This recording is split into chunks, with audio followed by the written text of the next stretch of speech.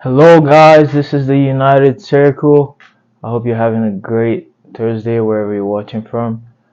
Um, there's a lot that's been going on surrounding Manchester United, and I have to say I'm a little bit, not a little bit. I'm quite ashamed supporting this football club in terms of the way they've handled things. In recent years, I think it doesn't support or hold up the history that this great club, this prestigious club should have. It's turned from Manchester United, one of the most prestigious clubs in football, to Manchester United, the center of a circus act. And I'm very ashamed just to get that out of the way. I'm very ashamed supporting this football club.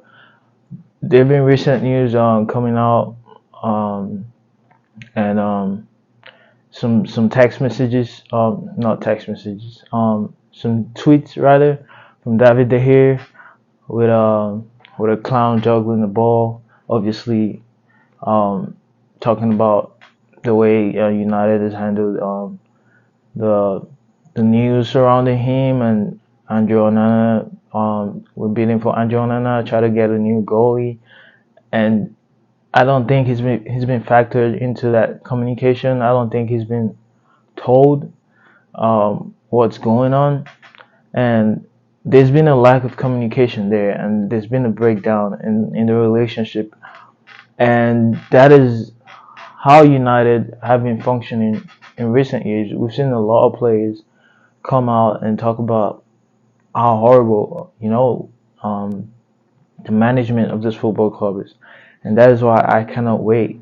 I cannot wait for for for here we go announcing that the Qatar has taken over this football club because Jim Ratcliffe.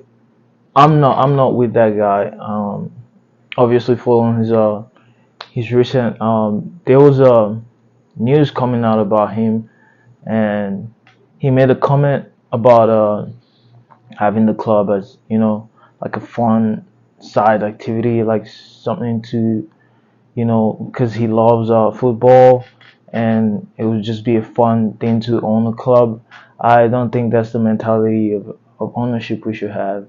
And following his failures to grab other clubs that he was going for, like Chelsea, he got beaten by Todd Bowley. Um, he's a failure in general. So I mean, he owns clubs like Nice, and I don't know how well they're doing, but Manchester United is not the kind of club you own for fun. Like owning I don't know, a race cars or whatever. That's not the kind of investment we want. That's not the kind of ownership we want. And I hope we do not get. I hope Ratcliffe doesn't win, and obviously our hopes hang on a decision that's going to be made by the Glazer family. So let's see how that goes. But the it's a whole circus act, this club, and it's not easy being a United supporter. I usually say that about Arsenal supporters. I'm like, oh, it's not easy being an Arsenal supporter because they've gone through a lot, but we're going through a shit ton right now, and it's surprising. What's most surprising to me is that with with how big the history of this club is, you see fans out there that are not, they don't understand the history, and I think it's just a new generation type thing. But again, it's really bad. Like it shows a bad image of the club. We're not a club that should be doing that. Liverpool has never treated their players this badly. I mean, we could see last time how Firmino was given a good send off.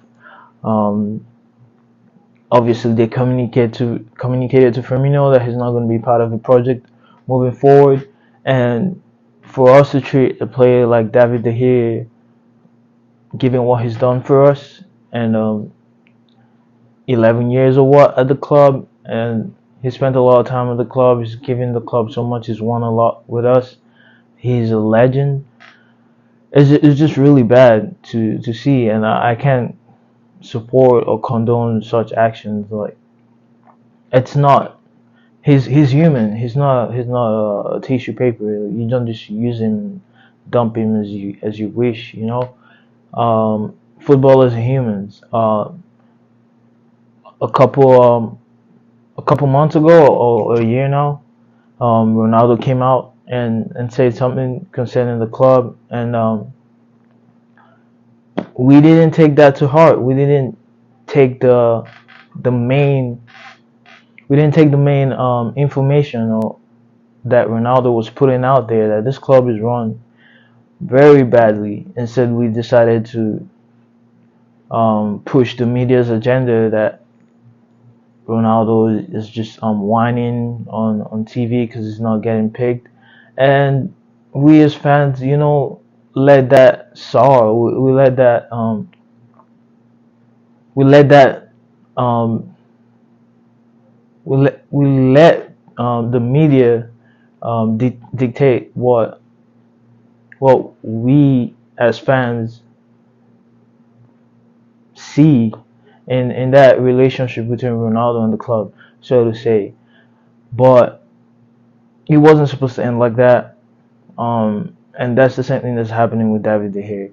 Uh, if we had acted the right way as fans, I mean, following the interview that Ronaldo came out with Piers Morgan, we were already lifting our banners high and saying Glazers out and all that shit, right? But Ronaldo comes out and speaks against the Glazers, speaks against their ownership and how they've ruined the club for years. And instead of us to support him, obviously he's already decided he was gonna leave anyway.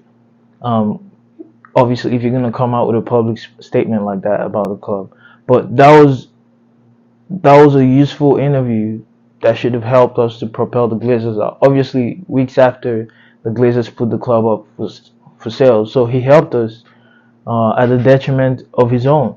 And instead of us to help push that agenda of forcing the Glazers out, we started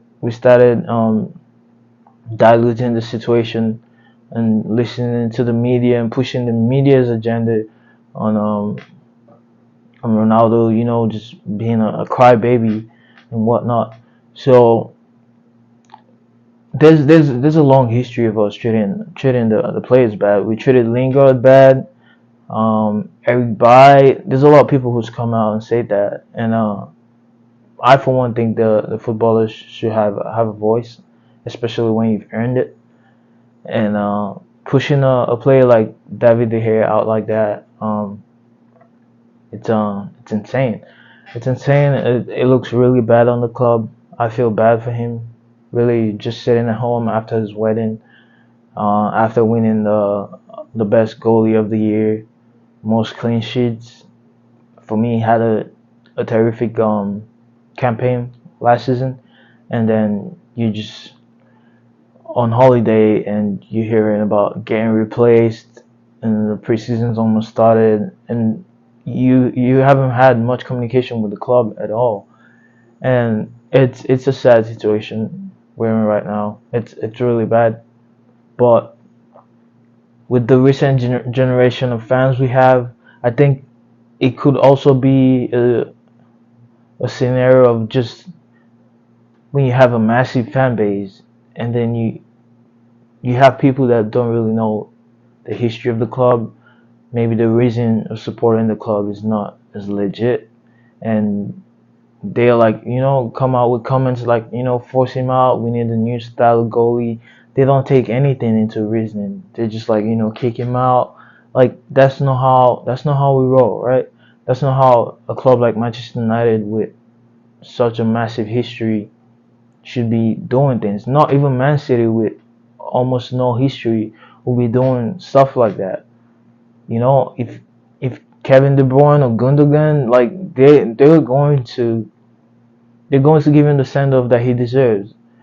even players who haven't spent as much years as they here have at Manchester United will be given a good send off. And we're setting an example that we could just toss players around that served the club for a long time. There's no loyalty in football anymore, and that's a big deal. That's a big deal for me, and that's why I never had a problem with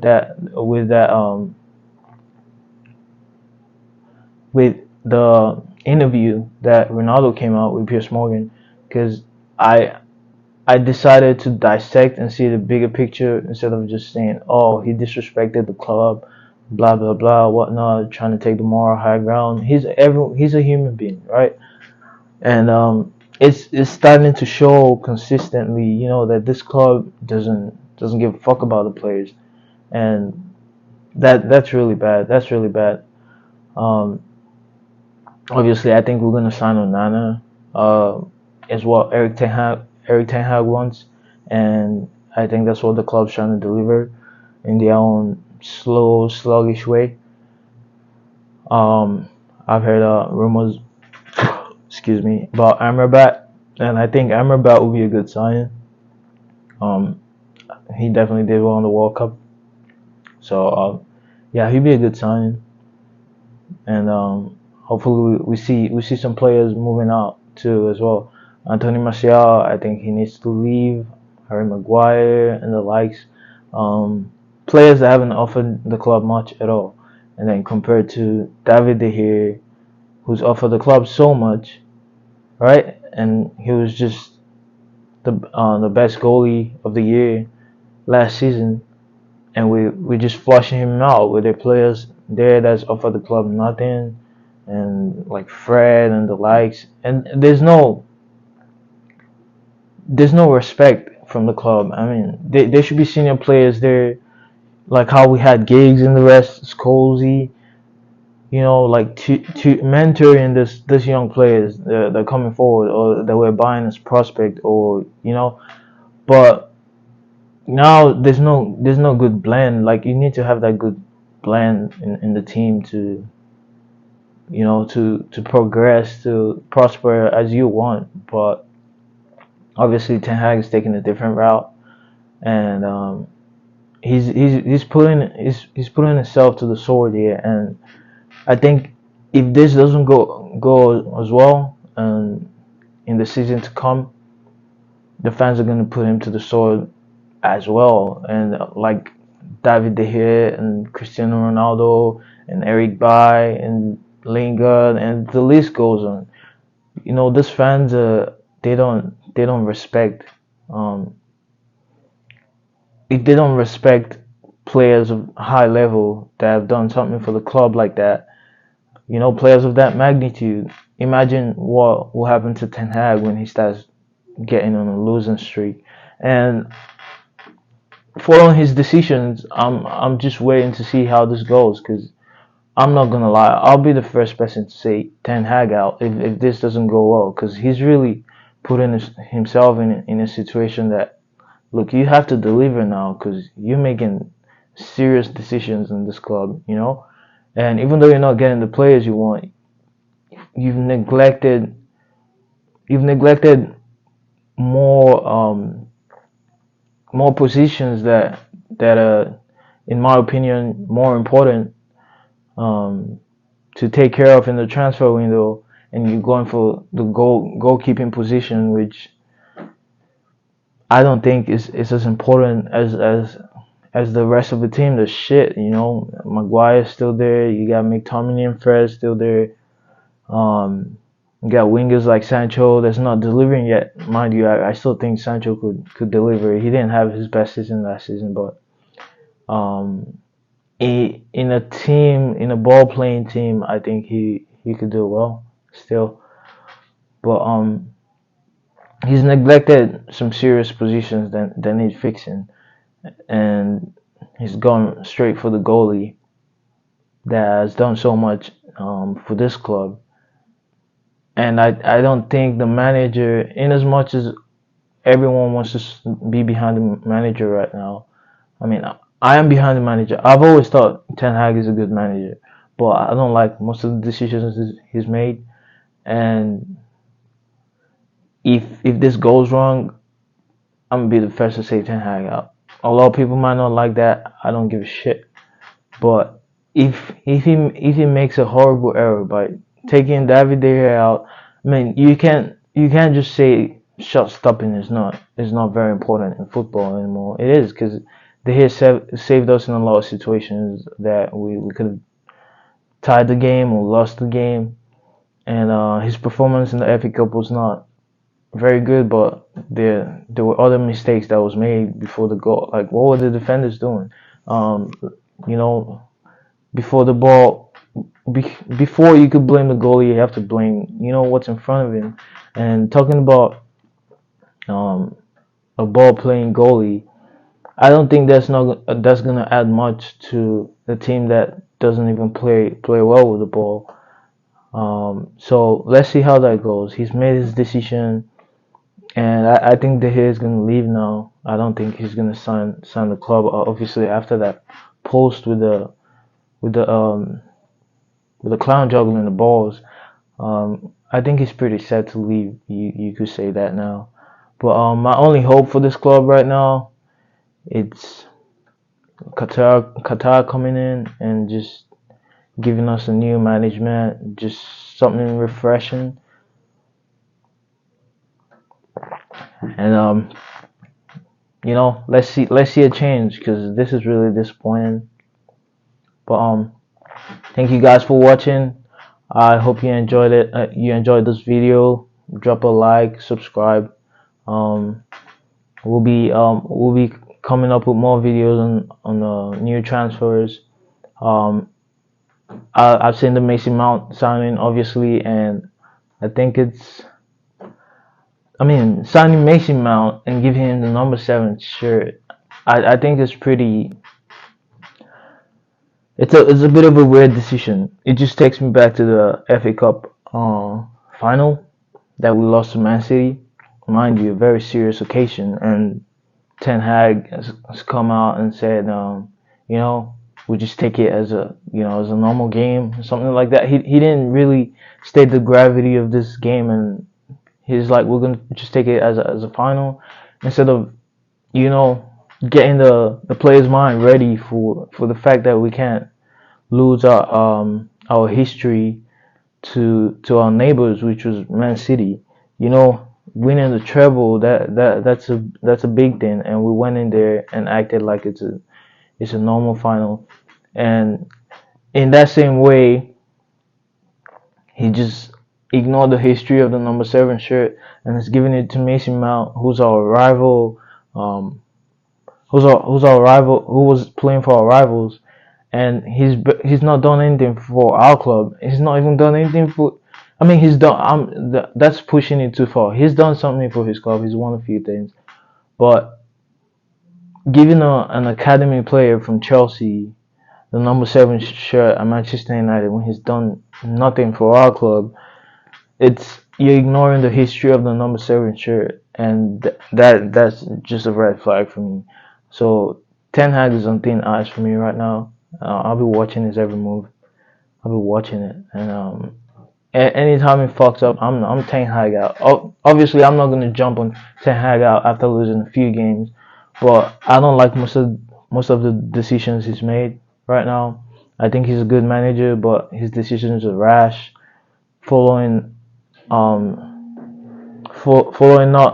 trying to take advice from Radcliffe, and all the basic things that would have